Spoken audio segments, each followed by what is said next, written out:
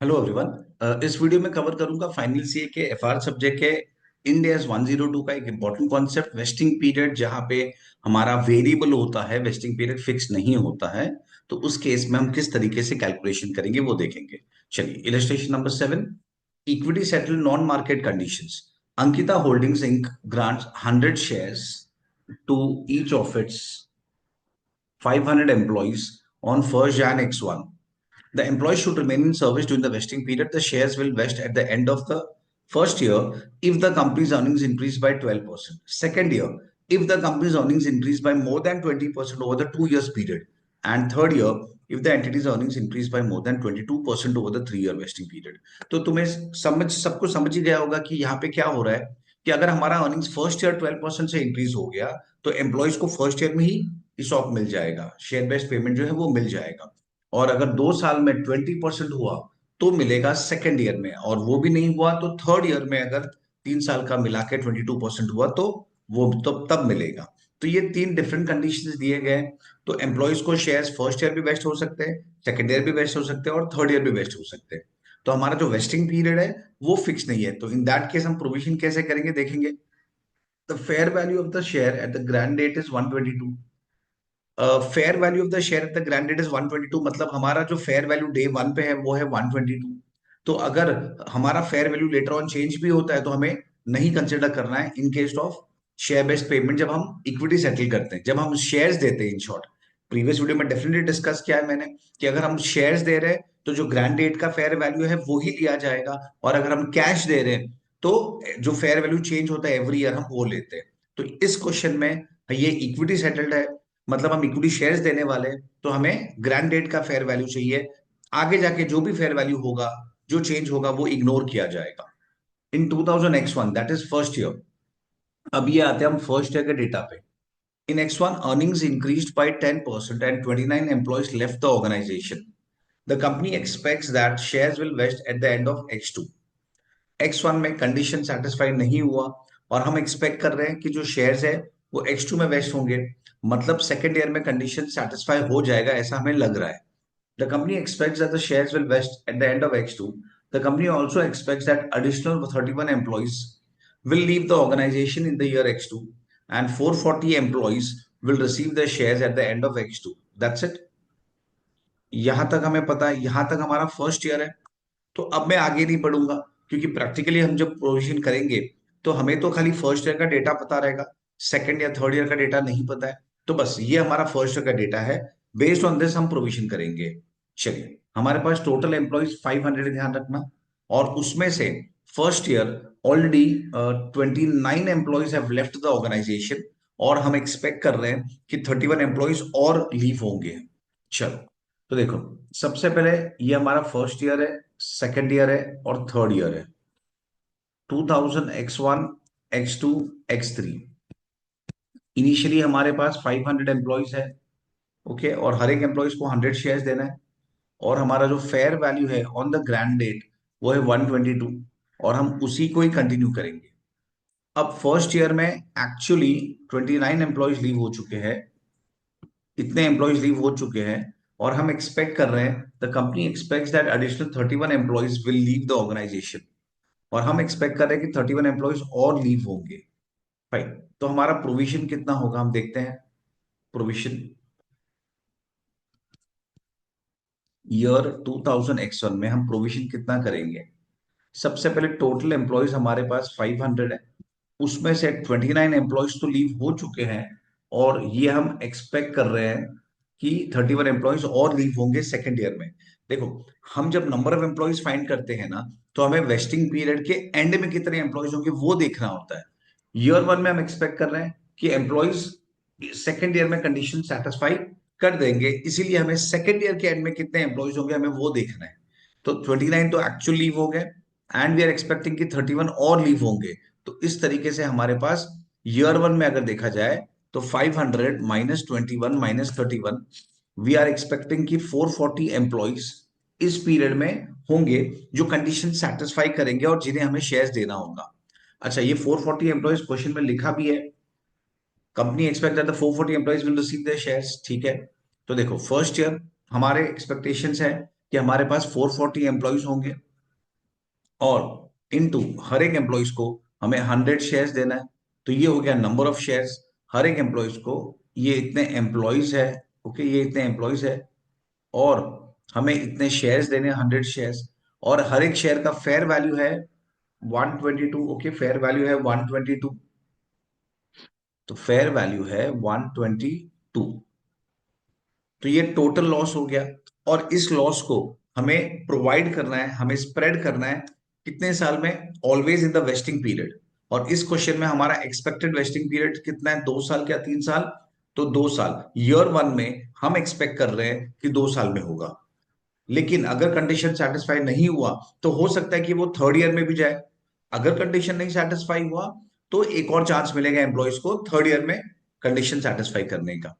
Per year 1 के and में हम लोग कहां पे है? 2000 X1 के ईयर एंड पे। तो वो डेट पे व्हाट वी आर एक्सपेक्टिंग, हमारा एक्सपेक्टेशन है कि सेकेंड ईयर में हो जाएगा। तो हम सेकेंड ईयर क्या, 2 साल का वेस्टिंग पीरियड लेंगे, तो इंटू 1/2, दैट्स इट। तो ये हो गया 440 employees into 100 shares into 122 and divide by 2। तो दैट इज 26,84,000। ये हो गया हमारा प्रोविजन। 26,84,000 का हम प्रोविजन करेंगे फर्स्ट ईयर में। चलिए, ईयर 1 डन। अब हम सेकेंड ईयर में आते हैं। अब सेकेंड ईयर में क्या हुआ देखते हैं। अब आगे रीड करते हैं कि सेकेंड ईयर में क्या हुआ। यहां से स्टार्ट करेंगे। Eight the end of X2 companies earning increase by 18%। जबकि हमारा कंडीशन क्या था? कंडीशन था कि 20% इंक्रीज होना चाहिए। Therefore the shares did not waste.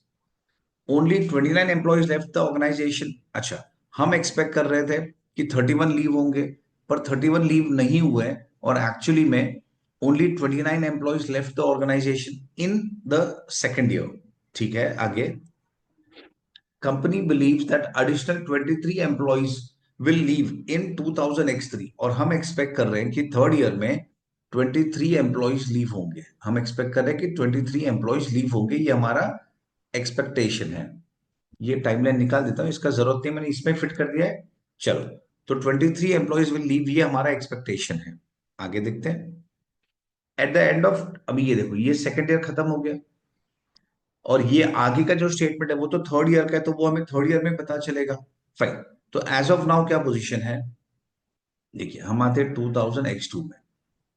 हमारे पास कितने एम्प्लॉयज ओरिजिनली थे? 500।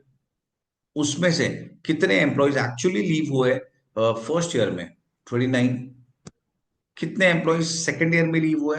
हम एक्सपेक्ट कर रहे थे कि 31 एम्प्लॉयज लीव होंगे, पर एक्चुअली तो 29 ही लीव हुए हैं। ये देखिए, ये पार्ट एक्चुअली में तो 29 एम्प्लॉयज ने जॉब छोड़ा। तो हम एक्चुअल लीव करेंगे क्योंकि अभी हम यहाँ पे है, तो हमें एक्चुअल डेटा पता है कि सेकेंड ईयर में कितने एम्प्लॉयज एक्चुअली लीव हुए।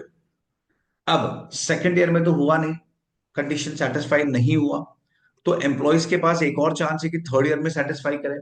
तो अब मुझे देखना है कि भाई यहाँ पे कितने एम्प्लॉयज होंगे, इस डेट पे कितने एम्प्लॉयज होंगे। तो हमें थर्ड ईयर का एस्टिमेट करना पड़ेगा क्योंकि हमें एक्चुअल तो पता नहीं है, हम तो सेकंड ईयर के एंड में है। तो हमारा एक्सपेक्टेशन है कि 23 employees will leave the job. तो चलो हम वो भी लेस करते हैं। तो इतने एम्प्लॉयज होंगे हमारे पास। 500 -29 -29 -23। तो हमारा एक्सपेक्टेशन है कि 419 एम्प्लॉयज हमारे पास होंगे eight the end of second year. और उन्हें कितने शेयर्स देने? उन्हें 100 शेयर्स देने हर एक एम्प्लॉय को। फेयर वैल्यू तो ग्रैंड डेट का ही है। फेयर वैल्यू मतलब जो लॉस होने वाला है कंपनी को, जो कंपनी ने जो डिस्काउंट दिया है, उसको हम फेयर वैल्यू बोलते हैं। अब ये कितने साल में प्रोविजन होगा, ये मोस्ट इंपॉर्टेंट है इस क्वेश्चन में। अब हम जो प्रोविजन कर रहे हैं वो कितने साल में होगा? तो ऑब्वियसली ये प्रोविजन अब 3 साल में डिवाइड होगा। तो देखो, मैं एक्सप्लेन करता हूं। मेरे 419 एम्प्लॉयज है, हर एक को 100 शेयर्स देना है। तो 419 मतलब एक्सपेक्टेड एम्प्लॉयज इंटू 100, तो हमें 41,900 शेयर्स देना है इंटू 122। तो मेरा जो टोटल लॉस है वो है 51,11,800। ये मेरा टोटल एक्सपेक्टेड लॉस है। अच्छा, तो इस लॉस का प्रोविजन हमें करना है। तो अब हमारा वेस्टिंग पीरियड क्या है? लॉस का प्रोविजन हमेशा वेस्टिंग पीरियड में होता है, ध्यान रखना। पर इस केस में हमारा वेस्टिंग पीरियड क्या है? 3 साल है। अब फर्स्ट ईयर, देखो ये इंपॉर्टेंट है, ये समझना है हमें। ये समझना है कि इस केस में मैंने कितने से डिवाइड किया था? मैंने 2 से डिवाइड किया था। पर अब मैं यहाँ पे कितने से डिवाइड कर रहा हूं? मैं 3 से डिवाइड कर रहा हूं। क्यों? क्योंकि अब मुझे पता चल गया कि सेकंड ईयर में वेस्टिंग नहीं हो रहा है, कंडीशन इज नॉट सेटिस्फाइड, तो अब सेटिस्फाई होगा तो थर्ड ईयर में ही होगा, तो हमारा वेस्टिंग पीरियड 3 इयर्स है। जबकि ईयर वन में हम सोच रहे थे कि नहीं, सेकंड ईयर में कंडीशन सेटिस्फाई हो जाएगा, इसलिए हमने वहां पे 2 साल लिया था। पर अब हमारा एक्सपेक्टेशन है कि 3 साल लगेगा कंडीशन सेटिस्फाई होने में। तो चलो, तो मैंने डिवाइड बाई 3 किया। पर अब मैं हूं सेकंड ईयर में, और मुझे देखना है कि क्यूमुलेटिवली 2 साल का प्रोविजन कितना होना चाहिए। देखिए मैं समझाता हूँ फिर से। ये अमाउंट करोगे ना, ये अमाउंट कैलकुलेट करोगे ना, तो हमें आता है 51,11,800। वो टोटल लॉस है। पर मुझे उसको 3 साल में स्प्रेड करना है, तो डिवाइड बाई 3, तो मुझे 1 साल का मिलेगा, और इंटू 2, तो मुझे 2 साल का मिलेगा। ये 2 साल कौन सा ईयर है? ये जो 2 साल है, ये कौन सा 2 साल है? बच्चे कभी कभी कंफ्यूज हो जाते हैं, उन्हें लगता है सेकंड एंड थर्ड ईयर। नहीं नहीं, सेकंड थर्ड नहीं है, दिस इज ईयर 1 एंड 2। ये हमारा first year and second year, ये हमारा पहला 2 साल है, क्योंकि 2 साल निकल चुके हैं। तो 2 साल में टोटल प्रोविजन हो जाना चाहिए था हमारा 34,07,866, ये जो पूरा कैलकुलेशन है। पर उसमें से हमने 26,84,000 का प्रोविजन ऑलरेडी हमने कर दिया है। हमने 26,84,000 का प्रोविजन ऑलरेडी कर दिया है। अब कितना प्रोविजन आएगा, चलिए कैलकुलेट करते हैं। 419 employees into 100 share into 122 fair value into 2 divide by 3, मतलब पहले 2 साल का प्रोविजन माइनस 26,84,000। तो हमारा प्रोविजन आ रहा है 7,23,867। तो अब सेकंड ईयर हमें ये प्रोविजन करना है, और फर्स्ट ईयर हमारा ये प्रोविजन था। फाइन, दैट्स इट, ये भी हो चुका है। अब देखते हैं कि थर्ड ईयर एक्चुअली क्या हुआ, कंडीशन सेटिस्फाई हुए कि कंडीशन सेटिस्फाई नहीं हुए। चलिए, at the end of X, ये third year, at the end of X3 only 21 employees have left the organisation. इसका मतलब हम एक्सपेक्ट कर रहे थे कि 23 होंगे लीव, पर एक्चुअली 21 एम्प्लॉइज ने ही जॉब छोड़ा, उतने ही एम्प्लॉइज लीव हुए। Assume that the company's earnings increased to desired level, इसका मतलब increased to desired level मतलब जो कंडीशंस थे वो सेटिस्फाई हो चुके हैं। जो ये कंडीशन था 22% ओवर द 3 ईयर पीरियड, ये हो गया है। And the performance target has been met, इसे परफॉर्मेंस टारगेट बोला जाता है। ये नॉन मार्केट है, कोई मार्केट प्राइस से, मार्केट से कनेक्टेड नहीं है, शेयर मार्केट से। ये कंपनी के परफॉर्मेंस पे कनेक्टेड है, इसीलिए इसे परफॉर्मेंस कंडीशन बोला जाता है। दैट्स इट, तो ये सेटिस्फाई हो चुका है, which means employees are entitled to the scheme. चलिए 2000 X3, 2 लिख दिया मैंने, X3 कर दो। चलो स्टार्ट करते हैं सेम वे फिर से। हमारे पास 500 एम्प्लॉइज थे। फर्स्ट ईयर 29 एम्प्लॉइज लीव हुए, सेकंड ईयर 29 एम्प्लॉइज लीव हुए, थर्ड ईयर 21 एम्प्लॉइज लीव हुए।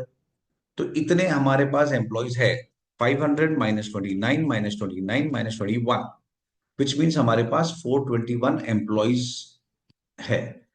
अब उन एम्प्लॉइज को 100 शेयर्स देना है, और उसका फेयर वैल्यू है 122। फेयर वैल्यू है 122। तो 421 एम्प्लॉइज इंटू 100 इंटू 122, तो 51,36,200, ये हमारा टोटल लॉस हुआ। अब उसका प्रोविजन कितने साल में करना? ऑब्वियसली 3 साल में, 3 इयर्स में करना है। क्योंकि अब हमें पता चला कि भाई 3 साल में, थर्ड ईयर में जो वेस्टिंग कंडीशंस थे वो सेटिस्फाई हुए। और इंटू 3 भी तो करना होगा, क्योंकि 3 साल का क्यूमुलेटिव प्रोविजन कितना है, तो 51,36,200 माइनस, माइनस हमने ऑलरेडी कितने प्रोविजन कर दिए हैं? हमने 26,84,000 का प्रोविजन फर्स्ट ईयर में ऑलरेडी कर दिया है, और सेकंड ईयर में 7,23,867 का प्रोविजन कर दिया है। तो अब कितना प्रोविजन बचा? -26,84,000 और -7,23,867, तो ये हो गया हमारा 17,28,333। तो इतना प्रोविजन हमें करना है थर्ड ईयर में, इतना प्रोविजन हमें थर्ड ईयर में करना है। आई होप ये वेस्टिंग पीरियड जो वेरिएबल वाला बात है, ये कंडीशन, ये कॉन्सेप्ट समझ गया होगा। और एंट्रीज तो नॉर्मल है, देखो एंट्रीज में कुछ नहीं है। ये देखिए अमाउंट भी हमारा वही है, 26,84,000, 7,23,000 और 17,28,333। एंट्रीज तो हर एक का सेम ही एंट्री होता है। Employee benefit expense account debit, क्योंकि वो हम एक्सपेंस बुक करेंगे और लाइबिलिटी क्रिएट हो जाएगा, या रिजर्व, आई मीन वो रिजर्व में जाता है। तो employee benefit expense to SBP reserve equity, ये एंट्री हर साल कॉमन एंट्री है, बस हमें वही करना है। और लास्ट ईयर में हम उसे शेयर्स दे देंगे। तो ऐसे तो क्वेश्चन में लिखा नहीं था कि एम्प्लॉयज ने एक्सरसाइज किया कि नहीं किया, पर अश्यूमिंग कि एम्प्लॉयज ने एक्सरसाइज किया, तो SBP reserve to share capital. क्योंकि सब में आइडियली बैंक भी आना चाहिए, बैंक अकाउंट डेबिट भी होता है, पर क्वेश्चन में एक्सरसाइज प्राइस का डेटा नहीं है, इसीलिए इंस्टीट्यूट ने सिर्फ यही एंट्री पास किया, बैंक अकाउंट डेबिट का डिटेल नहीं रखा है। That's it. I hope you all must have understood this sum. मैं ये वीडियो स्टॉप करता हूँ। ओके, चलिए बाय।